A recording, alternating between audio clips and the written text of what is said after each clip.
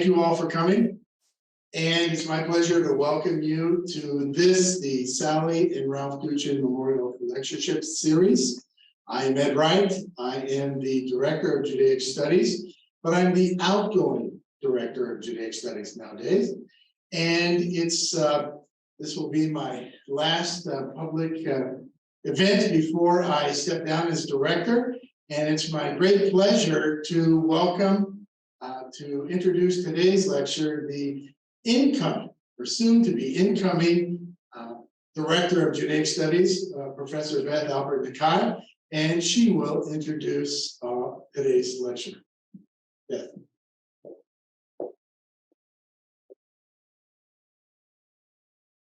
So there's really no way to begin without saying thank you to Ed for having masterminded this wonderful lecture series that Ron Hendel is speaking in today, and wish him well in all of his various endeavors, which we hope will not move him far from our University of Arizona campus. So Ed. Sorry if that's a terrible noise on the microphone, but had to happen, other flaws.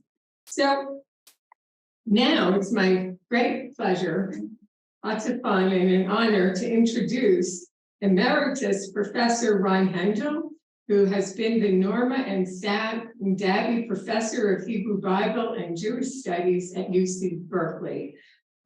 He received his BA, MA, and Ph.D. from Harvard University and taught at Southern Methodist University in Texas before joining the faculty at Berkeley.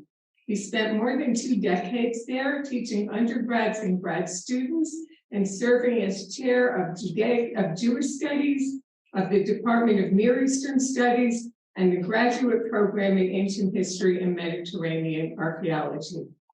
However, I want to say that his greatest claim to fame is that he and his wife, Anne, are the proud parents of a stellar Wildcat UA alum, Ed Hendel. So, hi Ed, if you're watching, shout out for you. Professor Hendel approaches the Hebrew Bible from a variety of angles: history of religions, textual criticism, linguistics, comparative mythology, literature, and, important for our topic today, cultural memory. He's the co-editor-in-chief of the Hebrew Bible, a critical edition, and has written numerous books. I'm going to read you the titles of some of them for a purpose. The Text of Genesis 1 to 11, Textual Studies and Critical Edition. Remembering Abraham, Culture, History, and Memory in the Hebrew Bible. Reading Genesis, 10 Methods. The Book of Genesis, a biography. Steps to a new edition of the Hebrew Bible, and how old is the Hebrew Bible? The book he's working on now is Genesis, an eclectic edition with introduction and textual commentary. So today, he's going to speak about and you can see it here in this slide, the alchemy of biblical memory, exploring the transformative power of cultural memory in the Hebrew Bible through 2 case studies. Given all of Professor Hendel's work on the book of Genesis, you will find this presentation not only fascinating, but also shocking, because it's not about Genesis, the book that opens the Hebrew Bible. The first case story, the story of the Exodus, shows how historical memory and imagination combine to create the conditions for a new collective identity. The second case story examines the story of Solomon and the Queen of Sheba and reveals how political authority is contested between imperial and subordinate powers. Combined, these instances lay bare the effects of the remembered past on the present in biblical literature. So without any other further ado, Professor Ron Hendel.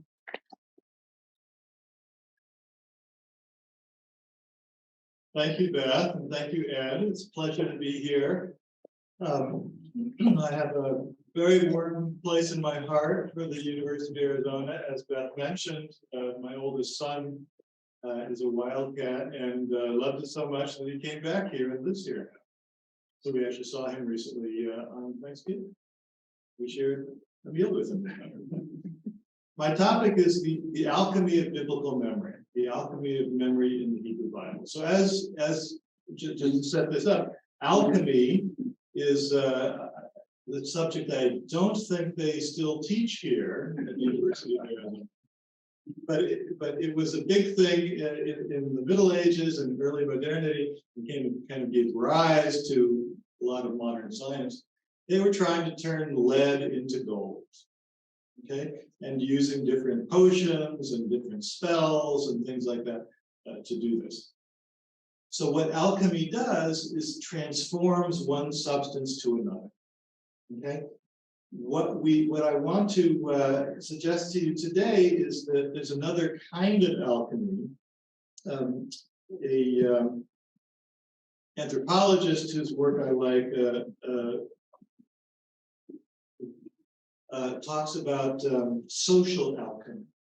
So this is the process by which groups of ordinary people transform into a unified people, polity, or even a nation. Okay, so there's a kind of social alchemy which takes individuals and makes them into a coherent group. This is one of the topics that biblical scholars are interested in obliquely because we're interested in how ancient Israel came to coalesce as a people. Just to give you a little background here and just to try to impress Beth and Ed a little bit, that I've read a few archaeological studies. Ancient Israel came into being, according to the archaeologists, largely as an indigenous phenomenon. That is to say, most of the early Israelites had been living nearby. They had been Canaanites, essentially, who moved up from the lowlands into the highlands, what became Israel. This was sparsely populated territory before. And somehow in this new highland community created a new identity as the people of Israel. What I want to argue here is one of the things that made ancient Israel into the people of Israel, is this process of social alchemy that in part was generated by stories, stories of their collective past. And these stories, in a sense, narrate into existence the nation. That is to say, once you start telling the story, once you start being invested in the story, once you accept the story as an articulation of your identity, then you become a collective people. Okay?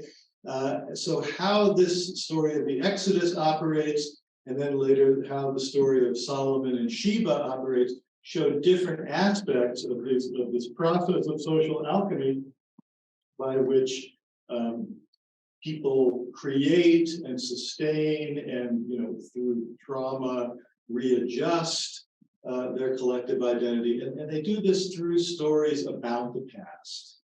Okay, this is the key. This is cultural memory. This is collective memory. Now, let me give you an example of what I mean by collective memory. So we just celebrated Thanksgiving. Okay, we had the turkey and we had the pumpkin pie and all the wonderful things that go along with it. But there's also a story behind this. Anyone who grows up as a kid in the US knows this story, that there's these pilgrim fathers. I assume that there were pilgrim mothers along there too.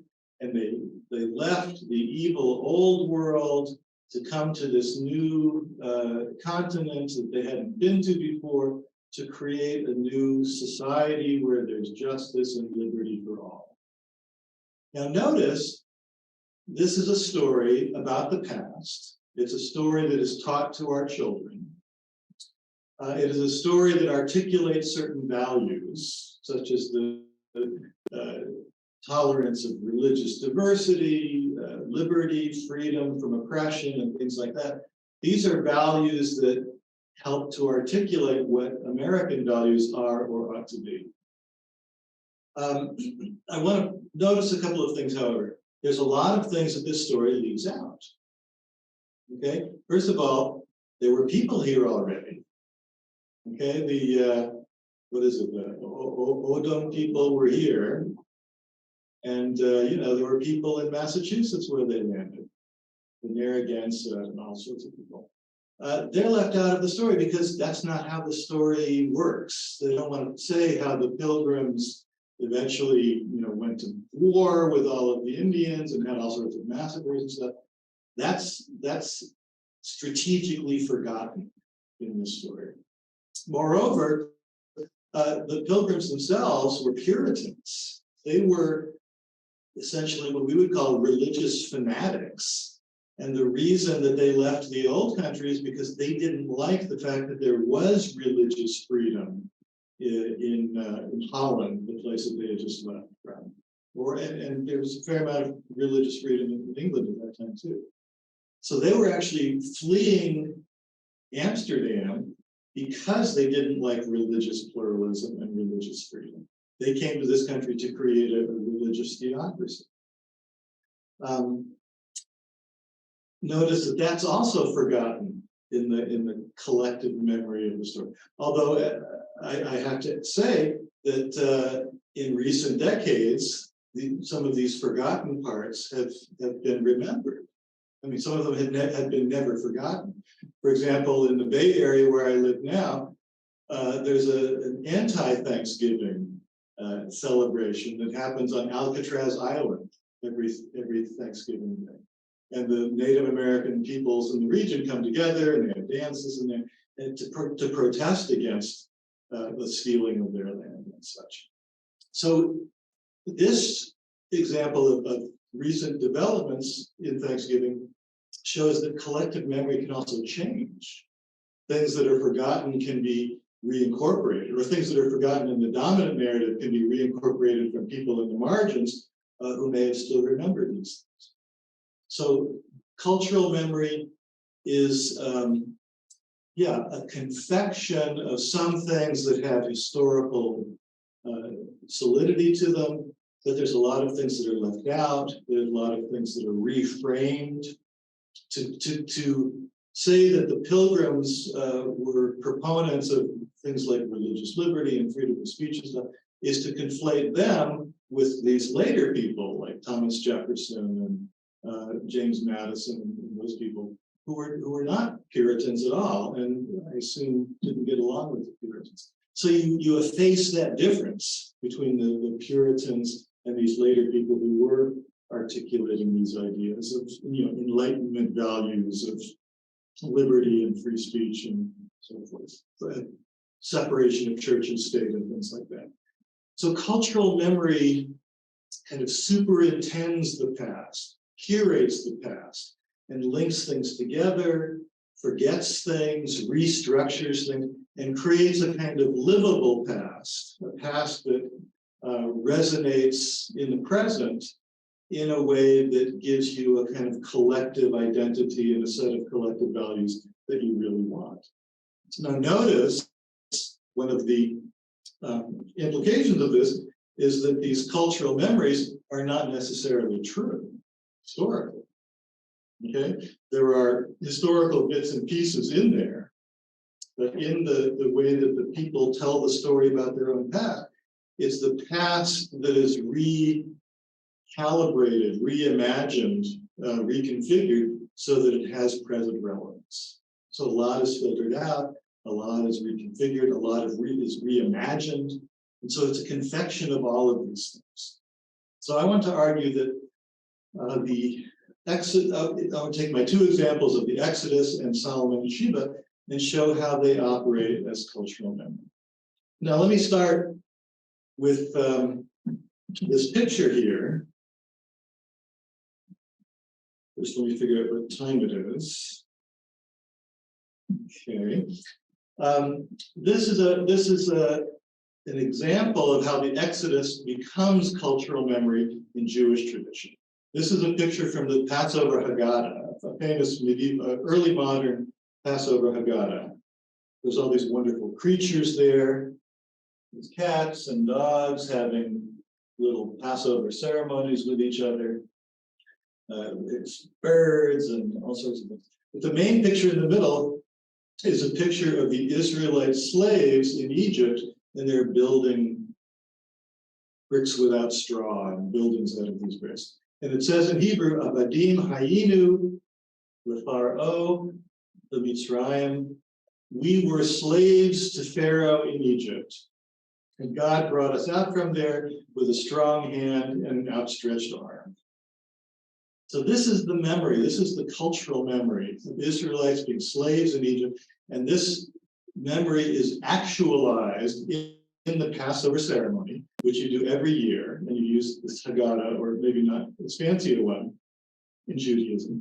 And every year you tell the story of the Exodus from Egyptian bondage. And one of the themes, and this is said out loud, is that everybody around the table is to regard him or herself as if they had been slaves in Egypt and experienced the burden, experienced the pain of Egyptian bondage and the joy of deliverance from Egypt. So each person around the table is hearing the story, but you're also explicitly instructed to regard yourself as part of that story, as if you were there, as if this had happened to you. And by this transformation from slavery to freedom, you became a member of this people of Israel. So it's a rite of initiation, in a sense. This ritual recounts the story. Everybody experiences the story, at least in theory. The atmosphere of the ritual actualization helps this because you're there with family members, so it's already a group social experience. You're there with loved ones. You have ritual food, which has all sorts of sensations that bring back memory of previous occasions where you did this. A crucial ingredient, I would say, is the 4 cups of wine that you're supposed to drink. That also helps you kind of get into the story and experience the non-normal aspect of re-experiencing the past. And all of these sights and sounds and tastes come together in this sense that, you know, we give thanks for having been redeemed from slavery, and it's ideally a kind of effervescent experience. Okay, my wife makes really good harosas, so it really is genuinely an effervescent experience. But this reaffirms and reimagines your identity as a member of a group, as someone who has emerged from this past and is kind of ennobled by this past. So the Passover Haggadah and the religious ceremony of the Passover exemplifies how cultural memory operates. It's not just a story, it's also an experience that you enter into in these regular annual or periodic commemorations of the events of the stories. Yeah, this is looking forward to, I want to talk about Solomon and Sheba, just to show you that the Solomon Sheba story also has an afterlife. Here's some images of the Solomon and Sheba story, just to show you that it also has a life in cultural memory, in various streams of cultural memory. On the top is a picture from an Ethiopian painting. In the Ethiopian Christian church, the Solomon and Sheba story became one of their foundational stories because they identify the Queen of Sheba as a queen from Ethiopia. Okay, and she and Solomon do more than just ask riddles of each other, and she gives birth to the son who becomes the first king of the Ethiopian dynasty. So this story has a very important role in Ethiopian culture, and it shapes their origin story, their identity, derives their identity from this biblical story itself. On the left is a 19th century Jewish silk rug. I don't actually know who made this, but it says Malkat Sheba Lifnei Shlomo the Queen of Sheba before Solomon. So this is obviously a story that has resonance with the Jewish tradition as well. And then on the right is the Hollywood adaptation. So it lives in modern media culture. This, I think, is from the late 50s or early 60s with Yul Brynner and Gina Lollobrigida. And notice that Yul Brynner has a full head of hair. Just for people of my generation who love Yul Brynner. Okay, so it becomes another part of cultural memory when it becomes part of the entertainment spectaculars of Hollywood. Okay, one little definition I want to give about cultural memory, just to clarify what I'm talking about. And this is from a wonderful scholar named Jan Assmann, who has really advanced the study of cultural memory, particularly in antiquity. He says the concept of cultural memory comprises that body of reusable texts, images, and rituals specific to each society in each epoch, whose cultivation serves to stabilize and convey that society's self-image. This is another way of describing the social alchemy that cultural memory affects. Okay, that each culture and each epoch, each generation cultivates that memory in various ways. It can be texts, images, rituals. You cultivate them like you cultivate a garden to keep it alive and to emphasize aspects of that garden that is relevant to you, or that you find, beautiful or useful or important. So it's this constant cultivation. These things change over time, but they help to stabilize and convey that society's self-image.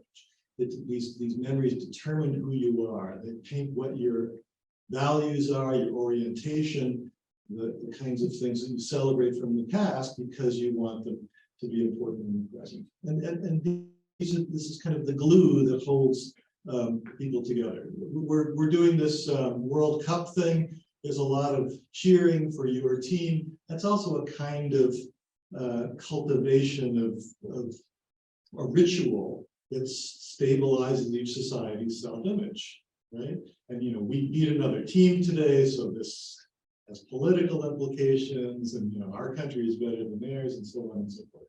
So this is something that one always does, and it always links up with memories of it. Okay, just quickly, the two examples I'm going to give today illustrate different aspects of social alchemy and memory. The Exodus, the Egyptian bondage, and the rescue from Egyptian bondage, I'm going to argue, is a refiguration of actual historical events.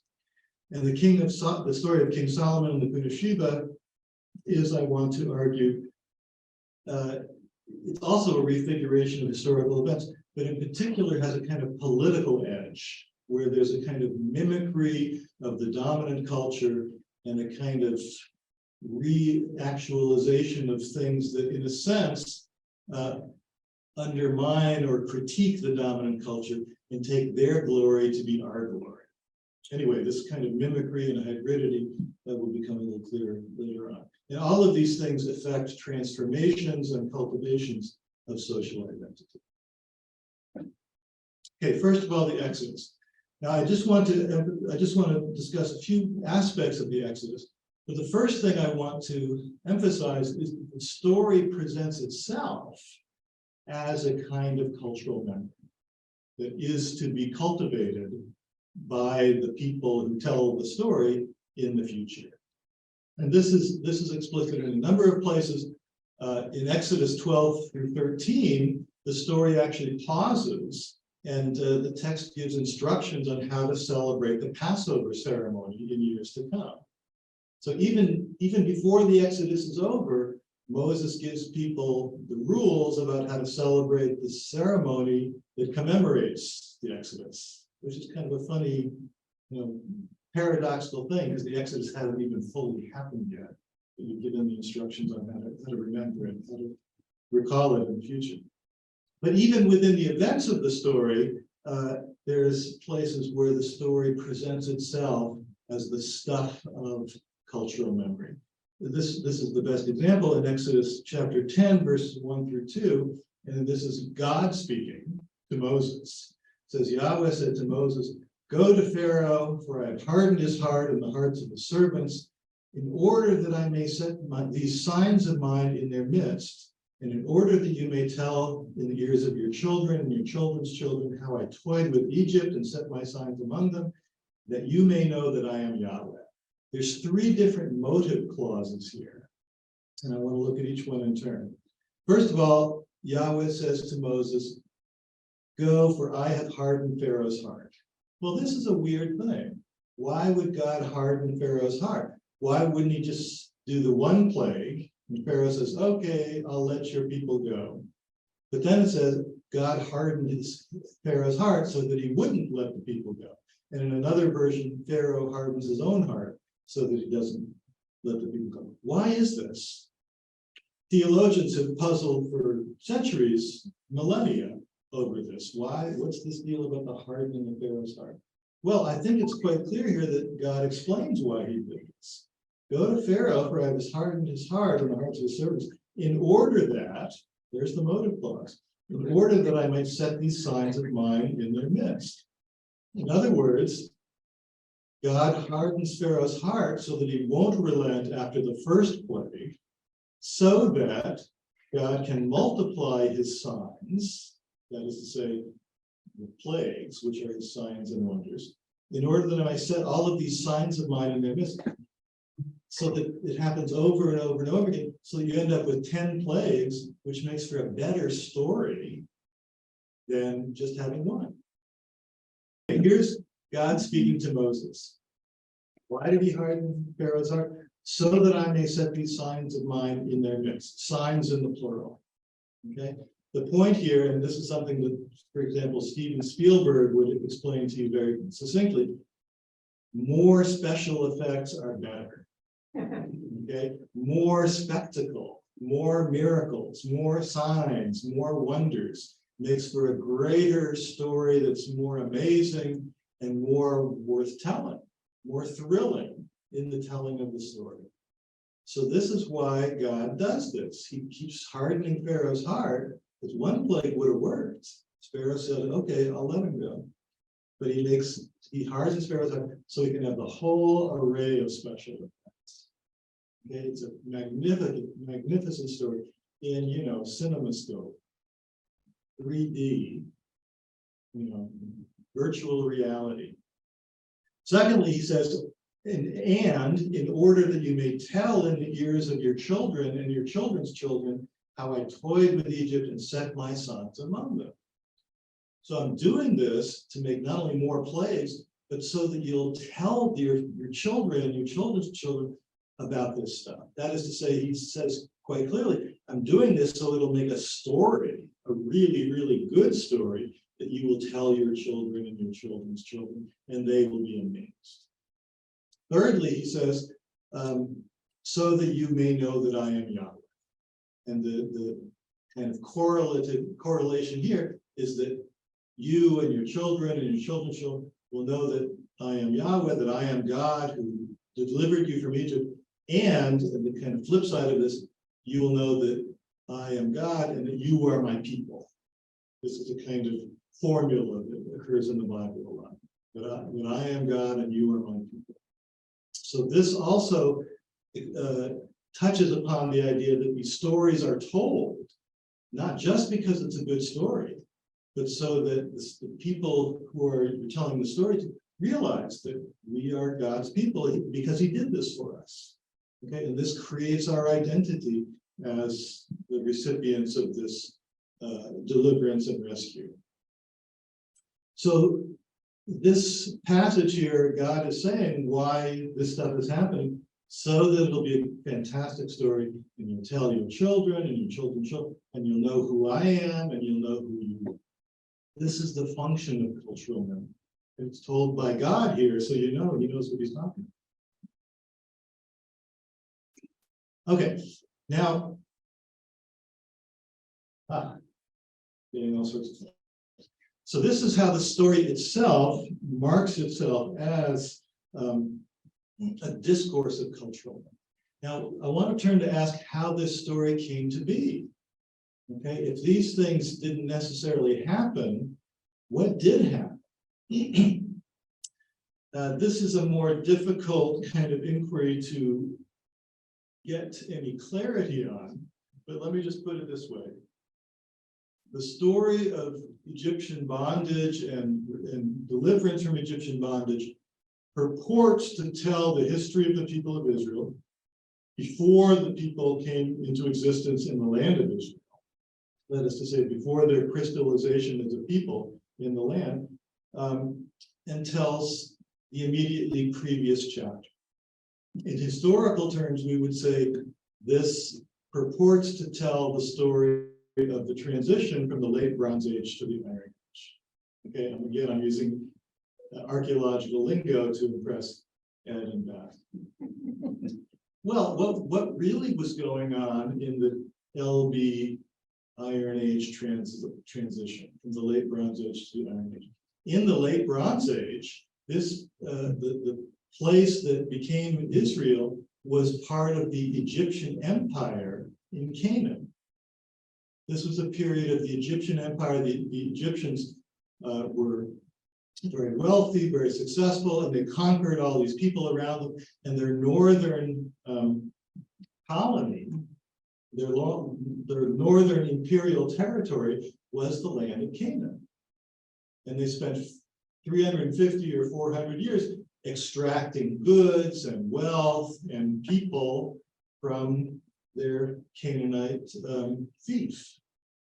Okay, so this is the transition from late Bronze Age to Iron Age, where you have this powerful Egyptian empire ruling over Canaan, and then at the beginning of the Iron Age, the Egyptian empire collapses, and then ancient Israel pops up, and some other local peoples pop up too, because the Egyptian empire is over, and new polities spring up.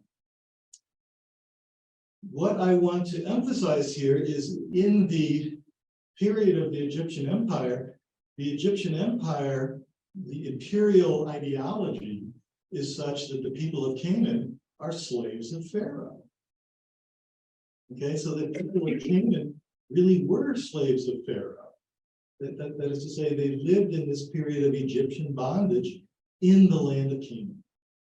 This is just a little artifact that emphasizes this. And here, now that thing is off of noise now. Okay, so this is during the Egyptian Empire in Canaan. This is just one little letter from a local Canaanite king to Pharaoh. He says, Ammon has indeed put the upper land and the lower land, where the sun rises and where the sun sets, under the feet of the king. This is a local king saying to Pharaoh that the Egyptian god has put the upper land, which is the land of Canaan, and also the lower land, which is the land of Nubia, which is this lower big colony in the Egyptian Empire, under the feet of the king. Now, this is an expression that says we're all subject to the king to the Pharaoh. This image is nicely literalized or actualized in a number of the appurtenances in Pharaoh's palace. Here's a pair of sandals showing on the left a Canaanite and on the right a Nubian, and they're both tied up. This is an image, a pose of captives, of captive slaves. So there's the Canaanite on his left, the Nubian on the right, and when the king is wearing these sandals, he's literally walking on the Canaanite and the Nubian. Literally, the Canaanites and the Nubians are under the feet of the king. Isn't that nice? I kind of like that because he's wearing sandals, but the sandals are exemplifying this royal ideology of stomping on the people of Canaan and the people of Nubia. So each of which are his captives, each of which are his slaves. So in this royal ideology, all of the people of Canaan were slaves of Pharaoh. Okay, keep having to do this. Let's see if this works. Okay, this is just another example. Here's another letter from a local Canaanite king to the Pharaoh during this period. He says, Canaan is your country and its kings are your slaves. So the king is saying, I'm a slave to Pharaoh. And by extension, all of the king's subjects are also slaves of Pharaoh. And this is a broken part of a beautiful Egyptian statue from this period that shows Pharaoh's dais, the platform that his throne is on, that is crushing the body of a Canaanite captive. The Canaanite captive is under the dais of Pharaoh's throne. So we just have the face of the Canaanite captive, and you can sort of see his body stretching out, and Pharaoh's throne is literally on top of the body of the Canaanite. So this exemplifies, it expresses the royal ideology that Pharaoh and his court are propagating, but also the local Canaanite king knows this, that we are all slaves of Pharaoh. Not only are these ideological expressions, but they're also carried out on the ground.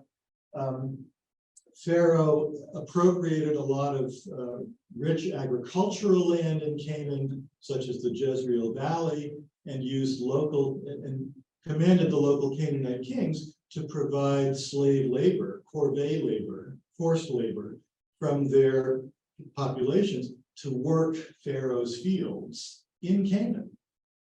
Okay, so my point is that even the people in Canaan who never were in Egypt were politically and in actuality slaves of Pharaoh during this period of the Egyptian Empire. This is just another image of this expression. This is Pharaoh coming back from one of his wars of conquest in Canaan. This is actually Seti I, who's the father of Ramses II. He's bringing Canaanite captives behind him. Their arms are all akimbo, which kind of expresses the kind of chaos that the Canaanites represent. Everything outside of the land of Egypt is inherently a chaotic land. So here he's bringing these chaotic captives back to the land of Egypt, and he's going to cross a boundary canal that is near the boundary of Egypt. And once he crosses that canal, he's back in Egypt itself. And on the right-hand side of this canal are all sorts of local Egyptian priests and officials welcoming him back. So this is interesting that there's a boundary between the world of chaos outside of Egypt and the world of order inside of Egypt. And Pharaoh is the one who defeats the forces of chaos and then brings his captives back into the land of Egypt. We'll see that this kind of imagery of Egyptian empire, well, let me just say it. Once the Egyptian empire collapses, there are Canaanite slaves that are actually in Egypt. And this is a picture of him bringing some Canaanites into Egypt. So there are Canaanite slaves in the land of Canaan. There's also Canaanite slaves who have been brought into the land of Egypt. After the collapse of the Egyptian empire, the people in Canaan are no longer slaves of Pharaoh. Okay? And the Canaanites who are in the land of Egypt get delivered, or they can escape from the land of Egypt and go back to Canaan. I suggest that the Exodus story itself is a kind of reconfigured memory of the collapse of the Egyptian empire and the birth of these new peoples, which are naturally conceived as God having defeated Pharaoh and his army and delivering the people from slavery. Notice that this image of the crossing of the water, which we see in this Egyptian relief, this becomes a central thing in the story of the Exodus.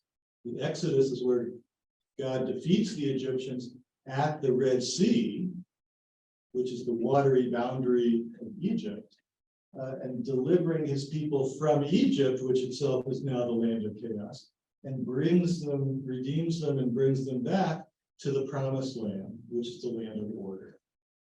So in many ways, the story of the Exodus draws on some of these same themes that we see in this Egyptian image, but inverts them. Now, Pharaoh is the exemplar of chaos, and Yahweh defeats him at the Red Sea and brings the people across, delivering them out of Egypt back to Canaan, from the world of chaos to the world of order, from the land of slavery to the land of freedom. Does that make sense? There's a lot of threads here, but I just want to show that there are some historical memories of the period of the Egyptian Empire and its decline that cohere with the experiences of people who would have become early Israelites. Now, let me reiterate, the archaeologists tell us that Israel was an indigenous phenomenon. Local Canaanites went up into the hill country and somehow became Israelites. I want to suggest that all of those people in early Israel, even if they'd never been away from home, even if this was the only journey they made from the lowlands to the highlands, they would have all had memories of themselves, their parents, their grandparents, of having been slaves of Pharaoh. And now they were starting this new life in which they were no longer slaves of Pharaoh. They had been delivered from Egyptian bondage. They were now a free people and could do their own, have their own religion, have their own God, and serve their God instead of serving Pharaoh and his gods. So you can see that there's threads of actual experience that the Exodus story is appealing to and kind of resonating with and activating. So it doesn't mean that the Exodus actually happened, it's history, but in a sense, it did happen in this transition from the world of being slaves of Pharaoh to being free people who could serve Yahweh in this new land that's outside of Egyptian dominance. The Egyptians have been defeated. How can the Egyptians have been defeated? Well, it must have been our God that defeated them. So you can see how some of these things operate. So this is kind of in summary, a way that the Exodus story itself, the way that it crystallizes is a way of creating Israelite identity through historical memory and through reconfiguring those memories, forgetting certain aspects of it, adding other marvelous aspects of it, and creating a story that gives the people a usable past that shows what they were, what they became, and who they are now. Okay? Such that they all, in a sense, had experienced Egyptian slavery and the deliverance from bondage, just like the Passover Haggadah. It's not that everything really happened, but it sort of happened. Okay? You can sort of see how these different threads come together in there. In what we call this self-imagining into being the community of ancient Israel. Okay, let me be briefer on this one. The next example is, I'll just do this very quickly. The story of Solomon and Sheba. I just wanted to put the story up there to show you that it's a very short story. Okay, Solomon is wise. The Queen of Sheba comes to test his wisdom with hard questions. She brings camels with spices and gold and precious stones. And she's so impressed by his wisdom that she says, "Oh, you are wonderful. And I'm going to give you all this gold and spices." And then it says, Solomon gave the Queen of Sheba all that she desired and asked for, besides what he had given her out of his royal bounty. This becomes the seed of the story that he had sex with the Queen of Sheba. This mention of all that she desired. Well, if he's the greatest and wisest of all kings, she's naturally going to desire him. Okay, particularly if she looks like Gina Lollobrigida and he looks like So it doesn't say that they had sex, but that he gave her all she desired. The word desire is enough to generate that later elaboration of the story of Solomon. Stop that. Okay, next slide. It turns out, if we're interested in what historical threads might lie behind this story, there were queens of Arabia. Let me say two different things. There was a kingdom called Sheba, which became in the 8th century and following the organizing polity behind the very lucrative trade in incense, in frankincense and myrrh, and there was also gold that went along this trade route. However, the kingdom of Sheba never had any queens that were in charge. And we sort of know the sequence of kings. But there were other queens of North Arabian tribes. Sheba is in the south, where Yemen is today, at the very bottom of the Arabian Peninsula. But there were also Arab tribal groups in northern Arabia, and they actually did have queens, which is quite remarkable. We know of 1, 2, 3, 4, there's like 6. We know the names of 6 of these queens from the North Arabian tribes.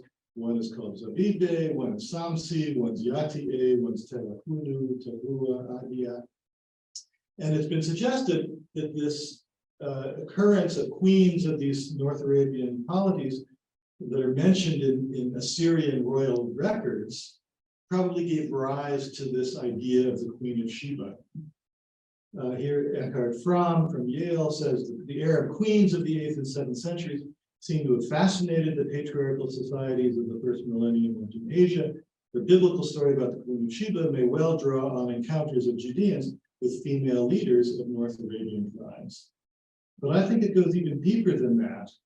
I think that the exploits of these North Arabian queens with the kings of Assyria show, they lend magnificence to the stature of the king of Assyria, because they end up giving him all sorts of gold and spices, all sorts of valuable things.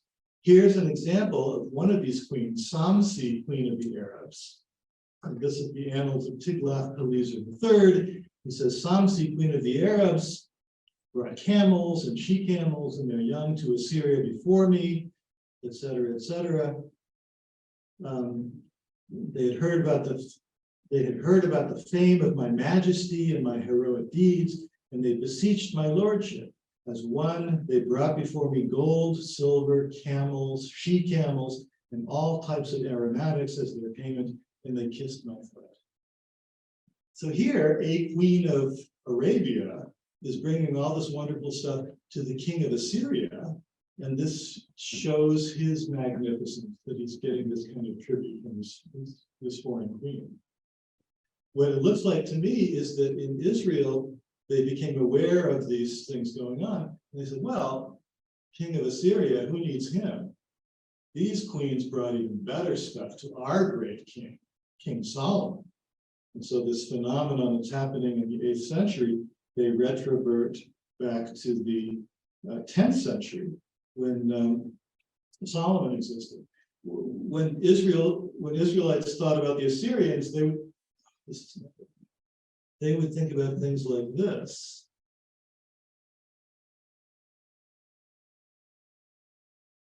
There it is. This is the Assyrian conquest of Lachish, which is a city of Judah. Here are women being led from the city as captives, and they're doing things to the Jewish men here of Lachish. I'm not sure what they're doing to them, but it can't be pleasant. These are not calisthenics. This is torture. So the Israelites are not very happy with the Assyrians. And so they're saying, essentially, the Queen of Sheba brought all these great goodies to our great king, Solomon, which is in a way of this Israel or Judah, which is a subject people now, exalting their own past, in a sense, by mimicking the things that are going on in the present, with the queens of Arabia bringing these wonderful things to the Assyrian king. You see what I mean? So the glory doesn't go to the Assyrian king. The glory went on before with our king, who was much better and wealthier and wiser than this nasty Assyrian king that we have going on before us now. So these are some of the historical threads behind Solomon and Sheba. The story itself didn't happen, but we can see that the things that did happen get projected onto Solomon as a way of, in a sense, compensating for the fact that Israel is very powerless at this period, and the Assyrians are great. This is a way of saying, no, we're the ones who are great. Our king was greater than any of these guys, because he got these goodies and even more. Okay, conclusions. I just want to tie things together here, if I can do this. And I'll just read that. Yeah, the memory serves these cultural memories that are embedded in these stories serve to create and to transform cultural memory at various points, transform social identity at various points.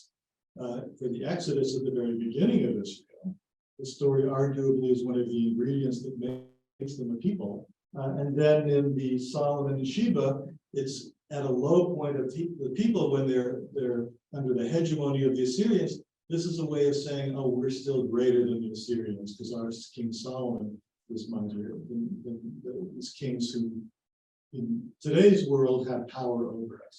But our king, our great king, is better than theirs. So it's a way of compensating for powerlessness in the present day.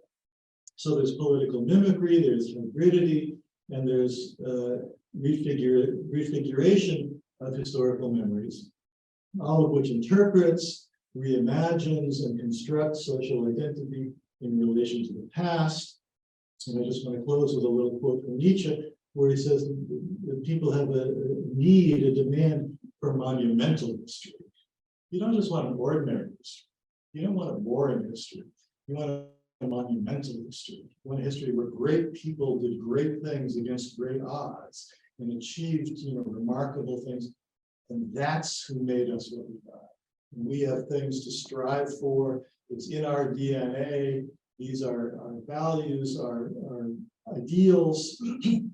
And these are things that, constitute who we are. And this is what these stories do. So you don't want a boring story. You want a monumental story. And that's certainly what the Exodus provides, and that's what Solomon and Sheba provides. Okay, thank you very much.